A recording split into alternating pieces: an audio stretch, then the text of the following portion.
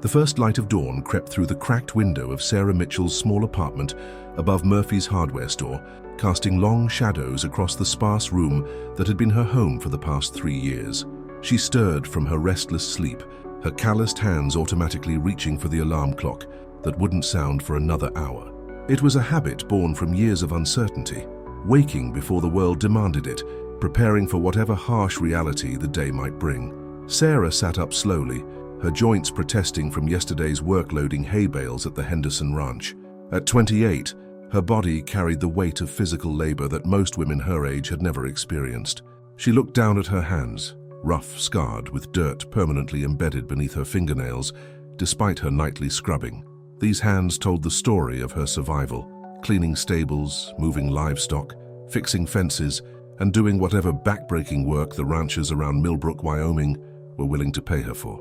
She shuffled to the small mirror hanging beside her makeshift dresser, a wooden crate turned on its side.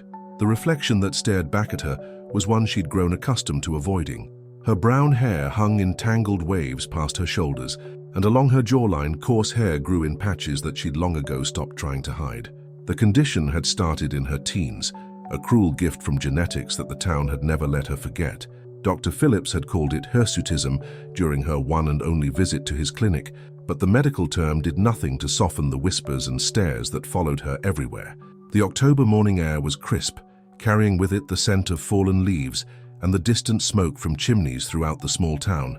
Sarah pulled on her work clothes, faded jeans with patches on the knees, a flannel shirt that had seen better days, and her father's old work boots that were 2 sizes too big, but still served their purpose. She'd inherited them when he'd left town 12 years ago, along with his debts and the shame of being his daughter. As she made her way down the creaky stairs to the street level, Sarah could hear the familiar sounds of Millbrook waking up. The coffee shop across the street was already open, its warm yellow light spilling onto the sidewalk where steam rose from the pavement. She paused at the bottom of the stairs, watching through the window as the town's early risers gathered for their morning ritual of coffee and gossip. She knew better than to join them. The memory of her last attempt at normalcy still stung, even after 2 years. She'd walked into May's diner on a particularly lonely evening, hoping to quietly eat a meal among other people.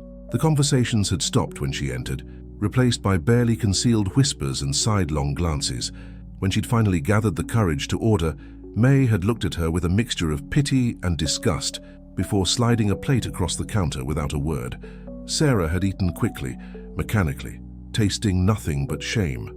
Now she made her way toward the edge of town where the ranches began, her breath forming small clouds in the cold morning air. The harvest market was only 3 days away, and the entire town buzzed with preparation. Colorful banners hung from every lamppost, and storefront windows displayed autumn decorations that seemed to mock her with their cheerful abundance. The market was Millbrook's biggest social event of the year, where families gathered to sell their wares, children played games, and couples walked hand in hand among the stalls. Sarah had never attended the market, not in all her years living in the town. It wasn't that she was forbidden, technically anyone could go, but the unspoken social rules were clear. The market was for families, for couples, for people who belonged. She was none of those things. As she walked, she passed the Henderson Ranch where she'd worked yesterday. Mrs. Henderson was hanging laundry on the line, her movements efficient and purposeful. When she spotted Sarah, she quickly averted her eyes and hurried inside, as if Sarah's presence might somehow contaminate the morning air. It was a reaction Sarah had grown used to, but it still carved a small piece from her heart each time. The road stretched ahead of her, leading to the Morrison Ranch where she hoped to find work today. Old Tom Morrison was one of the few ranchers who didn't seem to care about her appearance as long as she did the job well. He paid fairly and never made her feel like she was asking for charity. It was honest work, and Sarah had learned to find dignity in that, even when the rest of the world seemed determined to strip it away. She thought about her mother as she walked, something she tried not to do often. Margaret Mitchell had been beautiful once. Sarah had seen the faded photographs hidden in her mother's jewelry box. But beauty hadn't saved her from the harsh realities of life in a small town, married to a man who drank more than he worked and gambled away what little they had. When Margaret had finally left, she'd taken Sarah's younger brother Tommy with her, but not Sarah. "You're old enough to take care of yourself," her mother had said, avoiding Sarah's eyes. "Besides, you're more like your father than I can handle." The words had cut deeper than any schoolyard taunt ever could. Sarah had been 16 then, already showing signs of the condition that would define how the world saw her. She'd watched her mother's car disappear down the dusty road, taking with it any hope of unconditional love or acceptance. The Morrison ranch came into view as the sun climbed higher, painting the sky in shades of orange and pink. The old wooden fence posts stood like sentinels along the property line, and beyond them, cattle grazed peacefully in the pasture. Sarah quickened her pace, eager to lose herself in physical work that would quiet the constant chatter in her mind. Tom Morrison was already up, checking on his horses in the corral near the barn. He was a man in his 70s, weathered by decades of ranch work, but still strong and capable. When he saw Sarah approaching, he nodded in greeting, a simple gesture that meant more to her than he could know. "Morning, Sarah," he called out, his voice carrying the warmth that came from genuine respect. "Got some fence work that needs doing if you're interested. Storm last week knocked down a section near the creek." "I'm interested," Sarah replied, relief flooding through her. Work meant purpose, and purpose meant survival. "What time do you need me to start?" "Soon as you're ready, I'll show you which section needs attention." Tom studied her for a moment, and Sarah braced herself for the usual awkward silence that followed when people really looked at her.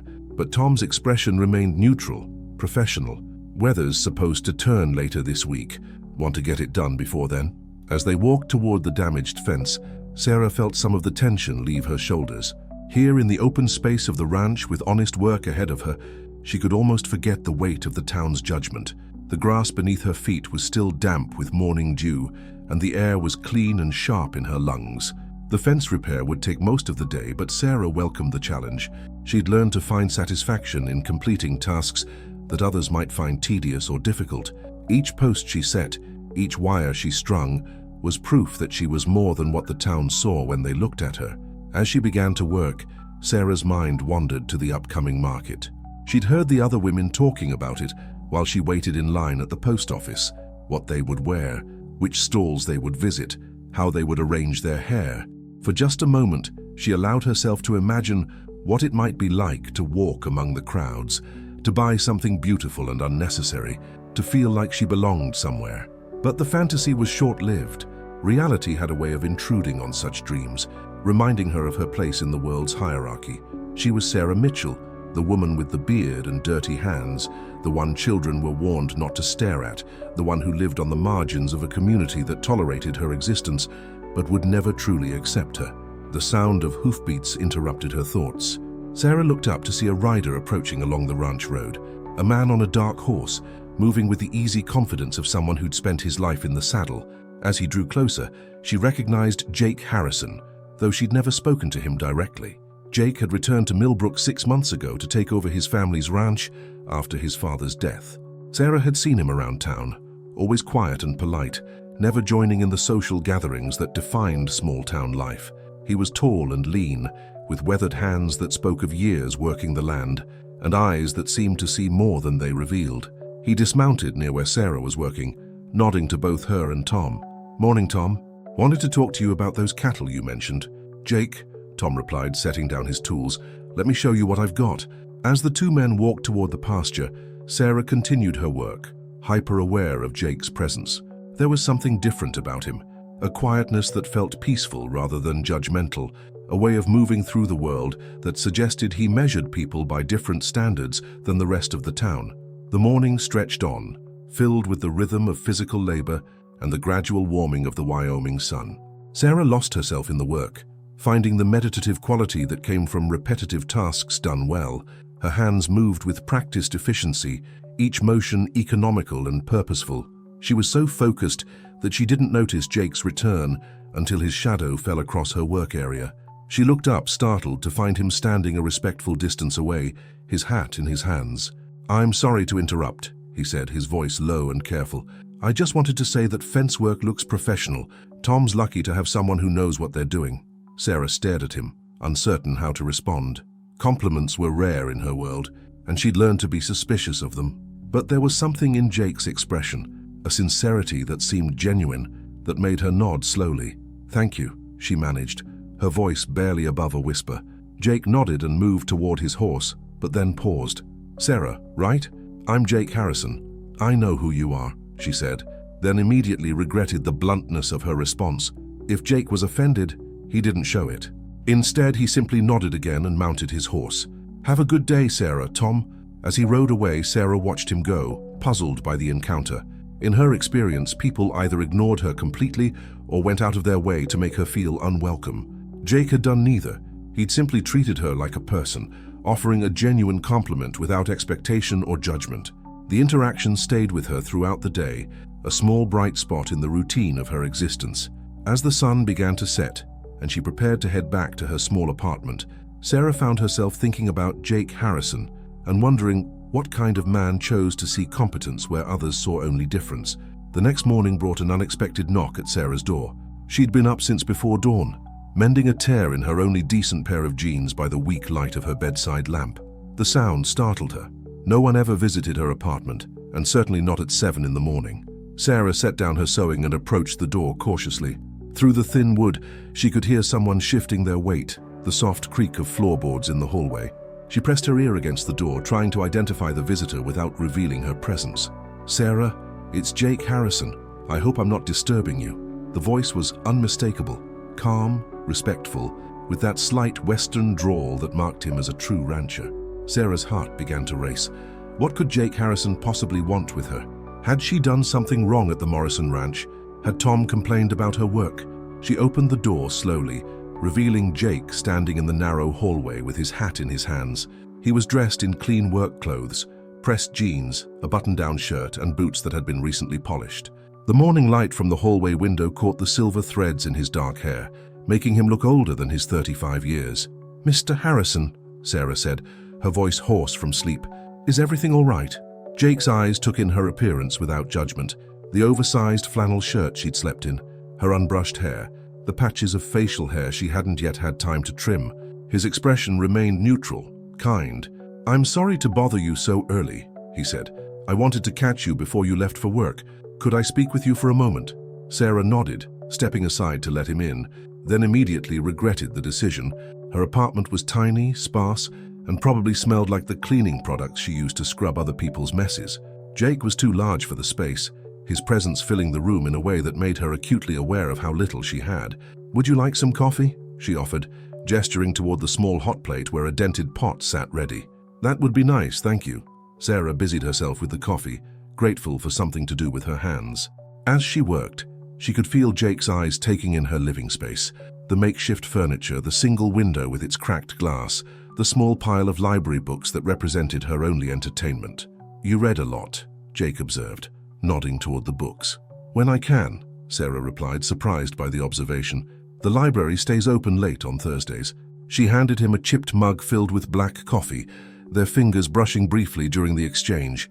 Jake's hands were warm, calloused from years of ranch work, and Sarah found herself wondering when she'd last had physical contact with another person that wasn't purely transactional. "Sarah," Jake began, then paused, seeming to gather his thoughts. "I know we don't know each other well, but I've been watching you work around town. You're skilled, reliable, and you treat everyone with respect, even when—" He trailed off, apparently searching for the right words. "Even when they don't return it," Sarah finished for him. Jake nodded slowly. "That takes character, real character." Sarah stared into her coffee, unsure how to respond to such direct praise. In her experience, compliments usually came with conditions, expectations, or hidden agendas. But Jake's tone was steady, matter-of-fact, as if he were simply stating an observable truth. "I wanted to ask you something," Jake continued. "The harvest market is this Saturday." Sarah's stomach tightened. She'd been dreading the market, knowing that the entire town would be out celebrating while she remained hidden in her apartment, listening to the distant sounds of music and laughter through her cracked window. "I know," she said quietly. "I was wondering if you'd consider going with me." The words hung in the air between them like something fragile and impossible. Sarah looked up sharply, certain she'd misunderstood. Jake was watching her with those calm brown eyes, his expression serious and patient. "Going with you," she repeated. "As my guest, as my—" Jake paused, then said with quiet conviction, "as my intended wife." Sarah's mug slipped from her hands, clattering to the floor and sending coffee splashing across the worn linoleum. She stared at Jake in shock, her mind racing to process what he'd just said. "I'm sorry," she whispered. "I don't understand." Jake set down his own mug and reached for the dish towel hanging by her small sink. He knelt and began cleaning up the spilled coffee, his movements careful and methodical, Sarah watched him, paralyzed by confusion and disbelief. "I've been thinking about this for weeks," Jake said as he worked. "About what I want from life, what kind of person I want to share it with. The market's a big social event, and people expect me to show up with someone. But more than that," he stood, folding the towel carefully. "I think we might be good for each other." "You don't know me," Sarah protested, her voice barely audible. "I know enough," Jake replied. "I know you work harder than most men half your age. I know you're honest. Tom Morrison's told me about your character, how you've never taken a penny more than you've earned. I know you're kind. I've seen you help Mrs. Patterson with her groceries when she thought no one was looking." Sarah's eyes filled with tears. Mrs. Patterson was 83 and lived alone in a small house near the post office. Sarah had been helping her with heavy bags for months, always timing her assistance for when the street was empty to avoid drawing attention. "I also know," Jake continued gently, "that you're lonely, and so am I." The simple honesty of the statement broke something loose in Sarah's chest. She'd been lonely for so long that she'd almost forgotten what it felt like to imagine an alternative. The idea that someone else might understand that feeling, might share it, was almost too much to process. "Why me?" she asked, the question coming out more like a plea than an inquiry. Jake was quiet for a long moment, his gaze steady and thoughtful. "Because when I look at you, I see someone who's survived things that would break other people.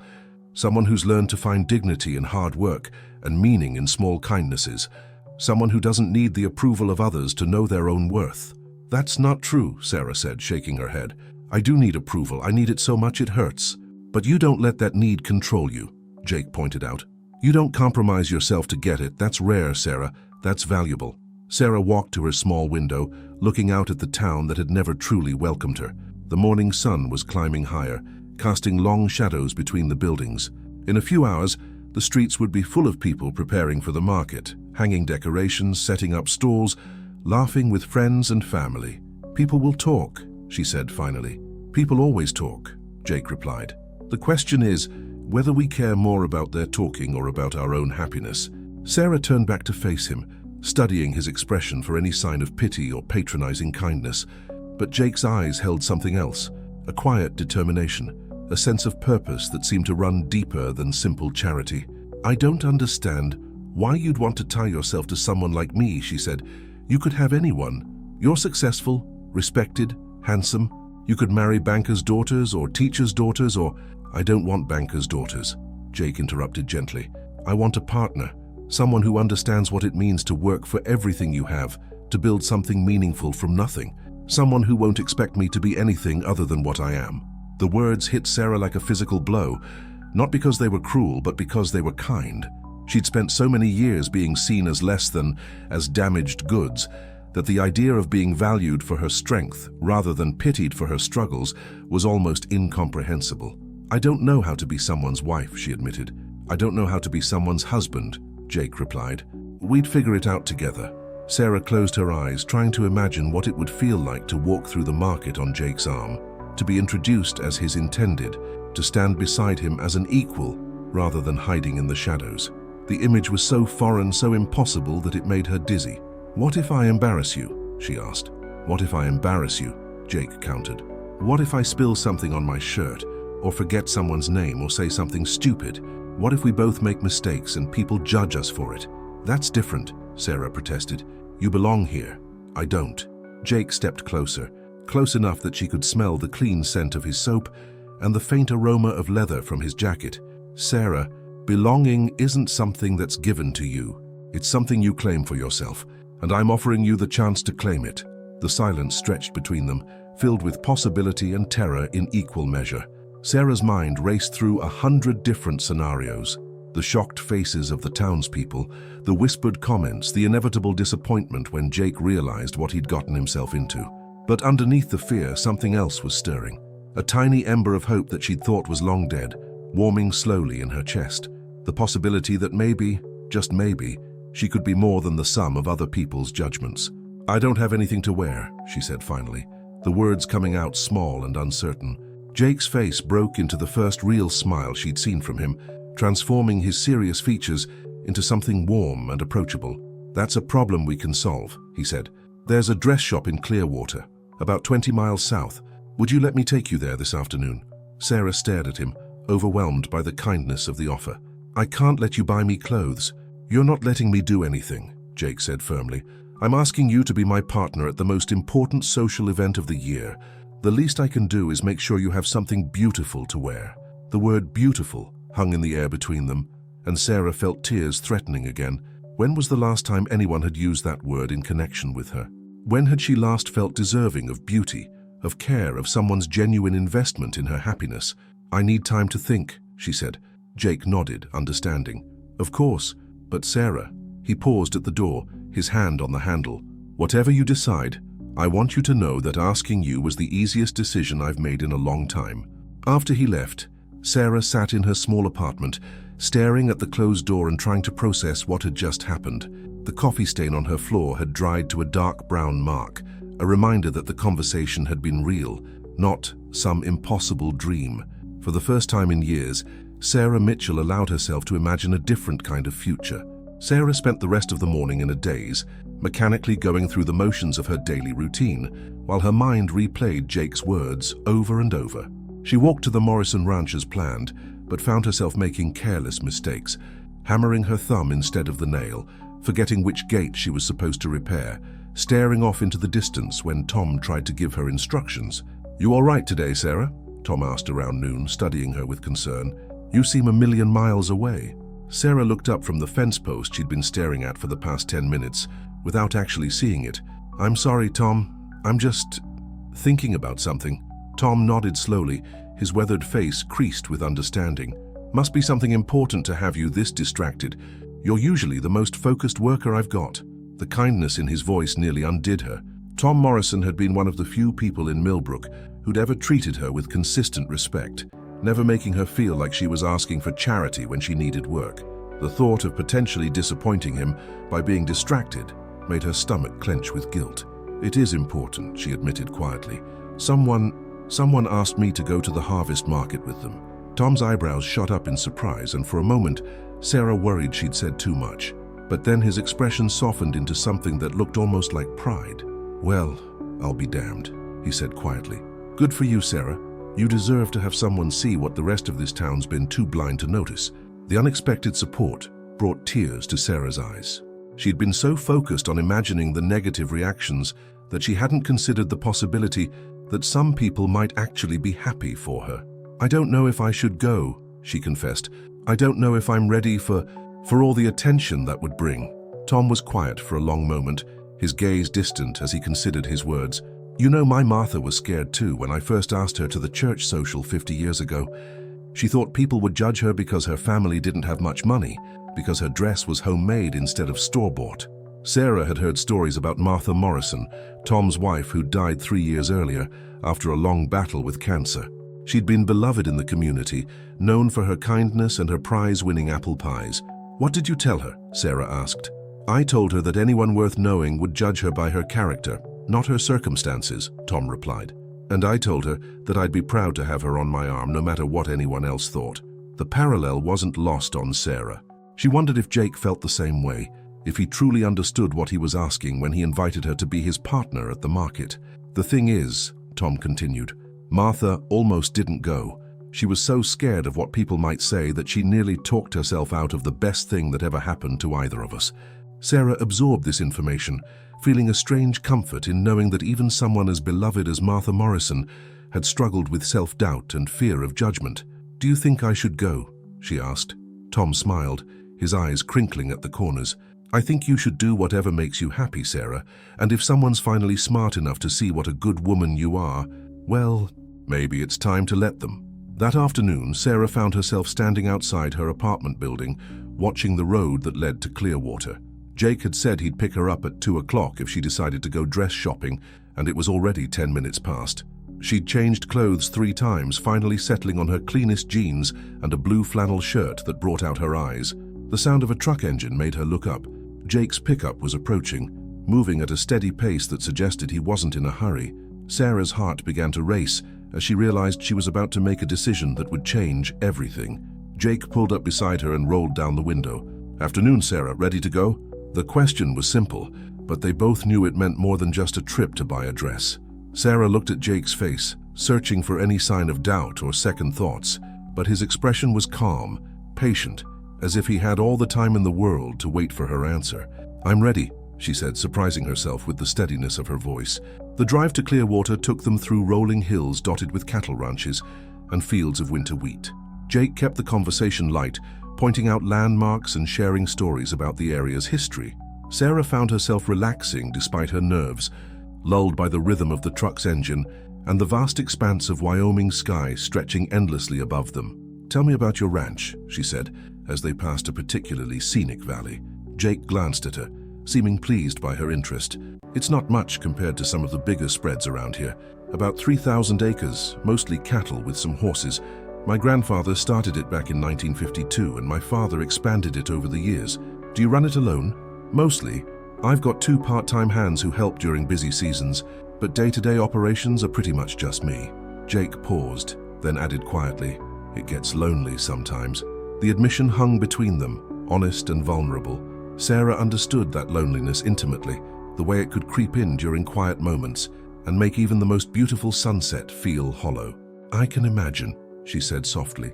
They drove in comfortable silence for a while, each lost in their own thoughts. Sarah found herself studying Jake's profile, the strong line of his jaw, the way his hands rested easily on the steering wheel. He was handsome, certainly, but there was something else about him. A quality of stillness, of being comfortable in his own skin, that she found deeply appealing. Clearwater was larger than Millbrook, with a main street lined with shops and restaurants that catered to both locals and tourists passing through on their way to Yellowstone. Jake parked outside a boutique called Bell's Dresses, its window display featuring elegant gowns and casual wear arranged with artistic flair. "I've never been in a place like this," Sarah admitted as they stood before the storefront. "Neither have I," Jake replied with a small smile, "but I figured it was time we both tried something new." The shop's interior was a wonderland of fabrics and colors, with dresses arranged by style and season. Sarah felt overwhelmed by the choices, but also secretly thrilled by the possibility of owning something beautiful, something chosen specifically for her. A woman in her 50s approached them, her silver hair styled in an elegant bob. She looked between Sarah and Jake with professional interest, taking in Sarah's work clothes and uncertain expression. "Good afternoon," she said warmly. "I'm Belle. How can I help you today?" "We're looking for a dress," Jake said, his voice carrying quiet authority. "Something special for the harvest market in Millbrook. Something that will make my lady feel as beautiful as she truly is." The phrase "my lady" sent a warm flutter through Sarah's chest. Belle's expression softened as she looked at Sarah with new eyes, clearly recognizing the significance of the moment. "Of course," Belle said kindly. "What kind of event is the harvest market? Formal or casual?" "Somewhere in between," Jake replied. "It's outdoors, lots of walking, but it's also the biggest social event of the year. People dress up, but nothing too fancy." Belle nodded, her experienced eye already assessing Sarah's figure and coloring. "I have several dresses that might work perfectly. What size are you, dear?" Sarah felt heat rise in her cheeks. She'd never been professionally fitted for clothing, had always bought her few nice things from thrift stores or clearance racks. "I'm not sure," she admitted. "No problem at all," Belle said with genuine warmth. "Let me get my measuring tape and we'll figure it out." The process of being measured was both embarrassing and oddly liberating. Belle was professional and matter-of-fact, making Sarah feel like any other customer, despite her obvious nervousness. Jake waited patiently in the seating area, occasionally offering encouraging smiles when Sarah caught his eye. After the measurements were taken, Belle disappeared into the back of the store, returning with an armful of dresses in various styles and colors. "Let's start with these," she said, hanging them in the spacious fitting room. "Take your time, and don't worry about the price tags. We're looking for the perfect fit and style." Sarah stared at the dresses, overwhelmed by their beauty. There was a deep green dress with long sleeves and a flowing skirt, a navy blue dress with delicate embroidery around the neckline, and a burgundy dress with a fitted bodice and A-line skirt that looked like something from a movie. "I don't know where to start," she called out to Belle. "Try the green one first," Belle suggested. "The color will be lovely with your eyes." Sarah slipped into the green dress, marveling at how the fabric felt against her skin. It was soft and substantial, well made in a way that spoke of quality and care. When she looked in the mirror, she barely recognized herself. The dress's cut was flattering, emphasizing her waist while skimming gracefully over her hips. But it was when she stepped out of the fitting room that everything changed. Jake looked up from the magazine he'd been pretending to read, and his expression transformed. His eyes widened slightly and a slow smile spread across his face. "Sarah," he said quietly, standing as she approached. "You look absolutely stunning." Sarah felt tears threatening. She'd never seen that expression on a man's face when he looked at her, a mixture of admiration, pride, and something deeper that made her heart race. For the first time in her life, she felt beautiful. "Do you really think so?" she asked, her voice barely above a whisper. "I think," Jake said, stepping closer, "that every person at the market is going to wonder how I got so lucky." Belle appeared beside them, her professional eye assessing the fit. "It's lovely, but let's try the burgundy one as well. I have a feeling about it." The burgundy dress was even more transformative. Its rich color complemented Sarah's complexion, and its classic style gave her a timeless elegance that made her stand taller, hold her head higher. When she emerged from the fitting room for the second time, Jake's reaction was even more pronounced. "That's the one," he said immediately. "That's absolutely the one." Belle clapped her hands together in delight. "Perfect. And I have the perfect accessories to go with it." She bustled away, returning with a delicate necklace and matching earrings, as well as a soft shawl that complemented the dress's color. As Belle rang up the purchase, Sarah felt a mixture of gratitude and guilt. The total was more than she made in a month of ranch work, but Jake paid it without hesitation, his expression suggesting he considered it money well spent. "Thank you," Sarah said as they left the shop, the dress bag carefully protected in her arms. "I don't know how to repay you for this." Jake stopped walking and turned to face her fully. "Sarah, you don't need to repay me for anything. This isn't charity and it's not a loan. It's a gift from someone who cares about you to someone who deserves to feel beautiful." The sincerity in his voice broke down another barrier in Sarah's heart. Standing on the sidewalk in Clearwater, holding a dress that made her feel like a different person, she realized that she'd already made her decision. "Jake," she said, looking directly into his eyes, "I want to go to the market with you, not just as your guest but as your partner, as your intended wife." Jake's face lit up with joy, and for a moment Sarah saw past the careful composure to the man underneath, someone who had been hoping for this answer, who had taken a leap of faith in asking her and been rewarded with exactly what he'd hoped for. "Are you sure?" he asked, though his smile suggested he already knew the answer. "I'm sure," Sarah replied, and for the first time in her life she truly was. Word traveled fast in Millbrook. By Thursday morning, less than 24 hours after Sarah and Jake's trip to Clearwater, the entire town was buzzing with the news that Jake Harrison had been seen buying a dress for Sarah Mitchell. The story had grown in the telling, as stories do in small towns, with each retelling adding new details and speculation. Sarah discovered this when she stopped by Henderson's feed store to pick up her weekly paycheck. The moment she walked through the door, the conversation between Mrs. Henderson and two other women stopped abruptly. 3 pairs of eyes turned toward her, and Sarah felt the familiar heat of embarrassment creep up her neck. "Good morning," she said quietly, approaching the counter where Mrs. Henderson stood frozen with a bag of chicken feed in her hands. "Morning, Sarah," Mrs. Henderson replied, her voice carefully neutral. She set down the feed and reached for the cash box beneath the counter, her movements stiff and deliberate. Behind her, Sarah could hear the other women whispering in voices they thought were too low to carry, but their words reached her anyway. "Can you believe it? Jake Harrison, of all people. I heard the dress cost over $200. What could he possibly be thinking? She's not even..." Sarah's hands clenched into fists at her sides, but she forced herself to remain calm. She'd endured worse than whispered gossip, and she wouldn't let their words diminish the joy she'd felt since accepting Jake's proposal. Mrs. Henderson counted out Sarah's pay with unusual precision, avoiding eye contact. "Here you go," she said, sliding the bills across the counter. $48 for the week." "Thank you," Sarah replied, pocketing the money. As she turned to leave, one of the women, Carol Winters, whose husband owned the hardware store, stepped forward. "Sarah," Carol said, her voice dripping with false sweetness, "I hope you know what you're doing." Sarah paused, her hand on the door handle. "I'm sorry." "Well, it's just that Jake Harrison is such a catch," Carol continued, her eyes glittering with malicious interest, "and people are wondering, well, what his real intentions might be." The implication hung in the air like smoke. Sarah felt her chest tighten, the familiar voice of self-doubt creeping back in. What if they were right? What if Jake's interest in her was based on pity or some other motive she couldn't understand? "His intentions are honorable," Sarah said quietly, surprised by the steadiness of her own voice. "And there between him and me." She left the store before Carol could respond, but the woman's words followed her out onto the sidewalk. As she walked toward home, Sarah noticed other conversations stopping as she passed, other eyes turning to watch her progress down Main Street. The attention she'd feared was already beginning, and the market was still 2 days away. Back in her apartment, Sarah hung the beautiful burgundy dress in her small closet and tried to quiet the doubts that Carol's words had stirred up. She'd been so focused on her own fears about the market that she hadn't fully considered how the town's reaction might affect Jake. What if associating with her damaged his reputation? What if he came to regret his decision?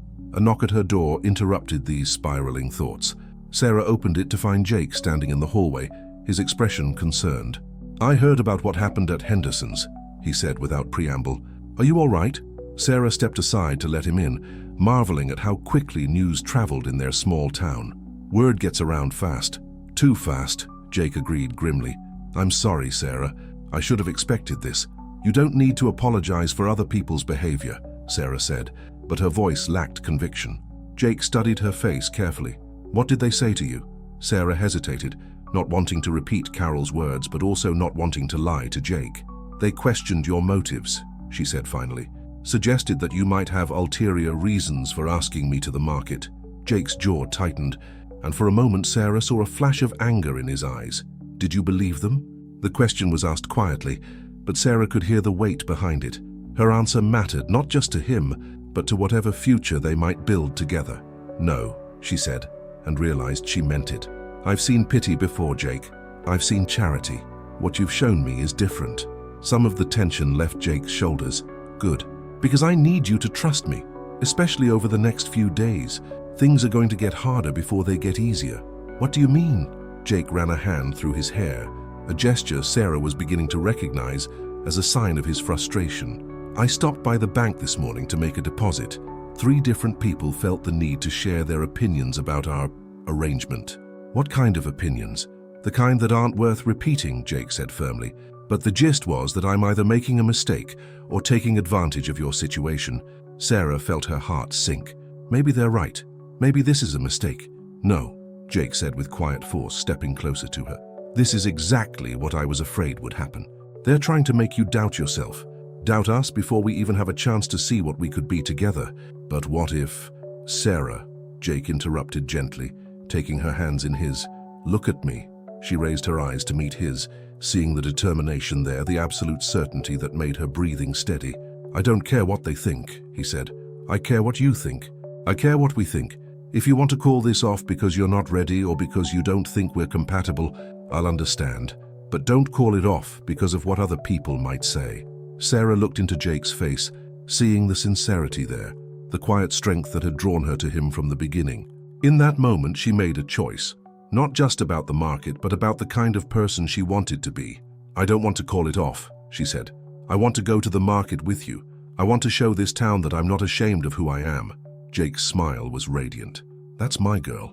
The next day brought its own challenges. Sarah had arranged to take Saturday off from her usual work, but she still needed to earn money for the upcoming week. She'd hoped to pick up some odd jobs around town, but found that several of her usual employers suddenly had no work available. At Murphy's hardware store, where she sometimes helped with inventory, Mr. Murphy avoided her eyes and mumbled something about business being slow. At the post office, where she occasionally helped sort mail during busy periods, the postmaster claimed he had all the help he needed. By noon, Sarah was feeling the sting of economic pressure added to social ostracism. She was counting the money in her pocket when she encountered Tom Morrison outside the bank. "Sarah," Tom called out, his weathered face breaking into a smile. "Just the person I wanted to see." "Hello, Tom," Sarah replied, grateful for a friendly face. "I've got a proposition for you," Tom said. "My nephew's coming to visit next week with his kids, and Martha's old garden is a mess. Would you be interested in cleaning it up? It's a big job, probably 3 or 4 days worth of work." Sarah felt a rush of relief. "I'd be very interested." "Thank you, Tom." "Good. And Sarah?" Tom's expression grew serious. "Don't let the busybodies get you down. Half of them are just jealous that you've found yourself a good man, and the other half are scared that their own comfortable little world might have to expand to include someone different." His words stayed with Sarah as she made her way home, providing a different perspective on the town's reaction. Maybe their hostility wasn't really about her at all, but about their own fears and limitations. That evening, Jake arrived at her apartment with a picnic basket and a proposal. "I thought we might practice," he said with a small smile. "Practice what?" "Being together in public, talking, laughing, enjoying each other's company. We could go out to Miller's Point, watch the sunset." Miller's Point was a scenic overlook about 10 minutes outside of town, popular with couples and families for its panoramic views of the valley. Sarah had never been there with another person, had only visited alone during her loneliest moments to remind herself that there was beauty in the world beyond Millbrook's narrow streets. "Won't people see us?" she asked. "Probably," Jake admitted. "But that's part of the point. If we're going to face them together at the market, we should get comfortable being together first." The drive to Miller's Point was peaceful, the truck's radio playing soft country music as they wound through the hills surrounding Millbrook. Jake had packed sandwiches, fruit, and thermoses of coffee, along with a blanket for them to sit on. As they spread the blanket on the grass and unpacked their simple meal, Sarah found herself relaxing in a way she hadn't in days. Here, away from the town's watchful eyes, she could simply enjoy Jake's company without worrying about what anyone else might think. "Tell me about your childhood," Jake said as they watched the sun begin its descent toward the horizon. Sarah was quiet for a moment, unsure how much of her painful history she was ready to share. "There's not much to tell. My father left when I was 16. My mother took my brother and left a year later. I've been on my own ever since." "That must have been hard," Jake said quietly. "It was," Sarah admitted, "but it taught me to be self-sufficient, to not depend on anyone else for my happiness or my survival. And now," Sarah looked at Jake, considering his question, "now I'm learning that maybe depending on someone else isn't always a weakness. Maybe it's just another kind of strength." As the sun set, painting the sky in brilliant shades of orange and pink, Jake reached for Sarah's hand. The gesture was simple, natural, but it sent warmth spreading through her entire body. "Tomorrow's going to be challenging," he said, his thumb tracing gentle circles on her palm. "I know, but whatever happens, we'll face it together. You won't be alone anymore, Sarah. Not if you don't want to be." Sarah squeezed his hand, feeling a sense of belonging she'd never experienced before. "I don't want to be alone anymore." As they drove back to town, Sarah felt a quiet determination settling in her chest. Tomorrow, she would put on her beautiful dress, take Jake's arm, and walk into the harvest market with her head held high. Whatever the town thought, whatever they said, she would not let them diminish this precious thing she and Jake were building together. For the first time in her life, Sarah Mitchell was ready to fight for her place in the world. Saturday morning dawned crisp and clear, with the kind of brilliant blue sky that made Wyoming look like a postcard. Sarah woke before her alarm, her stomach a tangle of nerves and anticipation. Today was the day she would step out of the shadows and into the light. Regardless of what the town might think, she took extra care getting ready, washing her hair with the expensive shampoo she'd bought specially for the occasion, and carefully trimming the facial hair that had always been a source of shame. As she worked, Sarah found herself thinking about Jake's words. That belonging wasn't something given to you, but something you claimed for yourself. The burgundy dress hung in her closet like a promise. When Sarah slipped it on, the transformation was just as dramatic as it had been in Belle's shop. The woman looking back at her from the mirror was confident, elegant, beautiful, everything she'd never believed she could be. A soft knock at her door announced Jake's arrival. Sarah took a deep breath, picked up the small purse Belle had insisted would complete the outfit, and opened the door. Jake stood in the hallway wearing pressed khakis, a white button-down shirt, and a navy blazer that brought out his eyes. His hair was neatly combed, and he held a small bouquet of wildflowers in his hand. But it was his expression when he saw her that took Sarah's breath away. Pure admiration, mixed with something deeper, something that looked very much like love. "Sarah," he said quietly, "you are absolutely radiant." She felt tears threaten and blinked them back quickly, not wanting to ruin her carefully applied makeup. "Thank you. You look very handsome yourself." Jake offered her the flowers, a simple bouquet of Wyoming wildflowers that somehow meant more than the most expensive roses. "These are for you. I picked them this morning from the meadow behind my house." Sarah buried her face in the flowers, inhaling their sweet scent. "They're perfect." As they walked toward Jake's truck, Sarah was acutely aware of the eyes watching them from windows and doorways. The news of their appearance together had clearly spread, and half the town seemed to be finding excuses to be outside this morning. But with Jake's steady presence beside her, and his hand warm and reassuring on her back as he helped her into the truck, Sarah found that the attention felt less threatening than she'd expected. The drive to the market was short, just a few blocks to the town square where vendors had been setting up since dawn. As they approached, Sarah could see the colorful array of booths and stalls, the bunting strung between lampposts, and the crowds of people already beginning to gather. Her stomach clenched with nervousness. "Remember," Jake said softly as he parked the truck, "we belong here just as much as anyone else."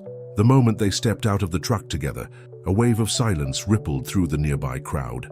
Conversations stopped mid-sentence, heads turned, and Sarah felt the weight of dozens of stares. For a moment, the familiar urge to run nearly overwhelmed her.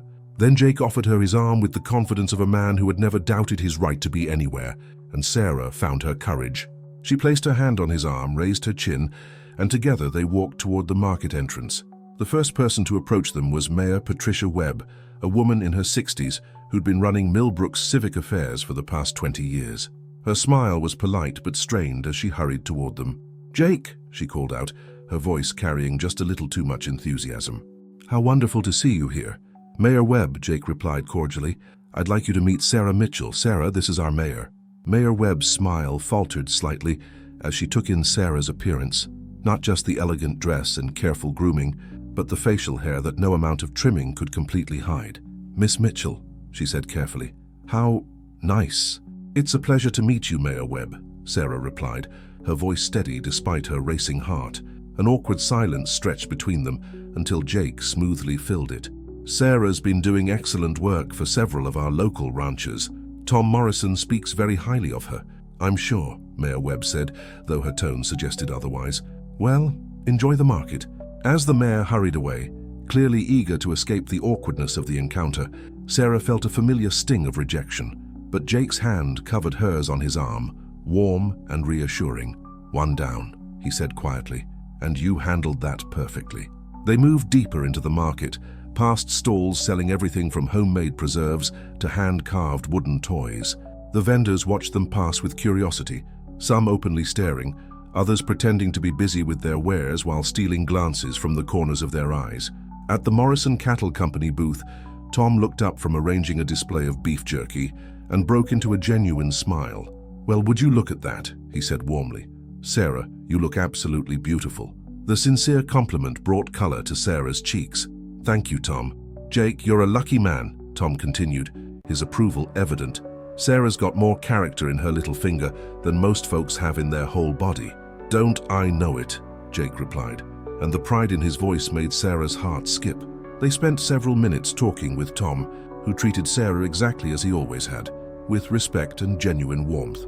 Other customers began to gather around the booth, drawn by the quality of Tom's products, and Sarah found herself part of the normal flow of market activity for the first time in her life. As they moved away from Tom's booth, they encountered Martha Hendricks, the town librarian who'd always been kind to Sarah during her visits to check out books. Martha's face lit up when she saw them approaching. "Sarah, my goodness, you look lovely," Martha said, her enthusiasm genuine. "That dress is absolutely stunning on you." "Thank you, Mrs. Hendricks," Sarah replied, feeling some of her tension ease. "You know, I've been meaning to tell you," Martha continued, "that book you recommended last month, the one about sustainable farming, has been very popular. Several other patrons have checked it out based on your suggestion." Sarah felt a warm glow of pride. It was a small thing, but the acknowledgement that her opinion had value meant more than Martha could know. They continued through the market, encountering a mixture of reactions. Some people, like old Mr. Paulson, who ran the antique booth, nodded politely and went about their business. Others, like the group of women from the church auxiliary, whispered among themselves and cast disapproving glances. But gradually, Sarah began to realize that the reactions weren't as universally negative as she'd feared. At the food truck area, they ordered lunch from Garcia's Tamales, a family business that had been serving the community for 15 years. Maria Garcia, the matriarch of the family, looked between Sarah and Jake with curious but friendly eyes. "First time I see you at the market, mija," she said to Sarah in accented English. "You are Jake's novia." Sarah glanced at Jake, unsure how to answer. They hadn't discussed exactly how to define their relationship to others. "She's my intended," Jake said proudly, squeezing Sarah's hand. "We're planning to be married." The word sent a thrill through Sarah that she tried to hide. Maria beamed at them both, her weathered face creasing into smile lines. "Ah, que bueno," she exclaimed. "Love is beautiful thing. You come to my booth anytime, okay? I make you good food. As they sat at a picnic table to eat their tamales, Sarah marveled at how different this experience was from what she'd imagined. Yes, there were stares and whispers, but there was also acceptance from unexpected quarters. People like Tom and Martha and Maria, who saw past the surface to the person underneath. "How are you feeling?" Jake asked, studying her face carefully. "Better than I expected," Sarah admitted. "It's not as bad as I thought it would be." "You're handling this with incredible grace," Jake said. "I'm proud to be here with you." As the afternoon wore on, they wandered through more of the market, looking at handmade crafts, listening to the local bluegrass band, and slowly becoming part of the event's rhythm. Children ran between the stalls, couples walked hand in hand, and families gathered around picnic tables laden with food. It was while they were examining a display of quilts made by the local sewing circle that Sarah overheard a conversation that stopped her cold. "I just don't understand what he sees in her," a woman was saying to her companion. "She's so masculine, and those dirty hands. Maybe he feels sorry for her," the other woman replied. "You know how men can be about rescue projects. Well, I hope he knows what he's getting into. Imagine bringing her to social functions, introducing her to important people." The embarrassment. Sarah felt the color drain from her face. All the confidence she'd been building throughout the day crumbled in an instant. She was nothing more than a charity case, an embarrassment, a mistake that Jake would eventually come to regret. Jake must have seen the change in her expression, because he immediately stepped closer, his hand finding the small of her back. "What's wrong?" Sarah couldn't speak, couldn't find the words to explain how the women's casual cruelty had cut her to the bone. She felt like she was drowning in shame, surrounded by people who would never see her as anything more than an object of pity or ridicule. "Sarah," Jake said urgently, guiding her away from the quilt display toward a quieter area near the edge of the market. "Talk to me." "They're right," she whispered, her voice barely audible. "I am an embarrassment. I don't belong here, Jake. I don't belong anywhere." Jake's hands cupped her face gently, forcing her to look at him. His eyes were fierce with protective anger, but his touch remained tender. "Listen to me," he said firmly. "Those women don't know you. They don't know your heart, your strength, your kindness. They're small people living small lives, and their opinions don't matter." "But what if they're right about you feeling sorry for me?" Sarah asked, the fear she'd been carrying finally spilling out. "What if this is all just charity?" Jake was quiet for a long moment, his thumbs wiping away tears Sarah didn't realize she'd shed. When he spoke, his voice was low and intense. "Sarah, look around. Look at this market, at all these people living their comfortable, predictable lives. Do you see anyone here who would challenge themselves the way you've challenged yourself today? Do you see anyone who would face this kind of scrutiny with the dignity you've shown?" Sarah looked around at the market, seeing it through Jake's eyes. The safety of conformity, the comfort of belonging to an established group, the ease of never having to prove your worth. "You're stronger than any of them," Jake continued. "You're braver than any of them. And I'm not here with you because I feel sorry for you.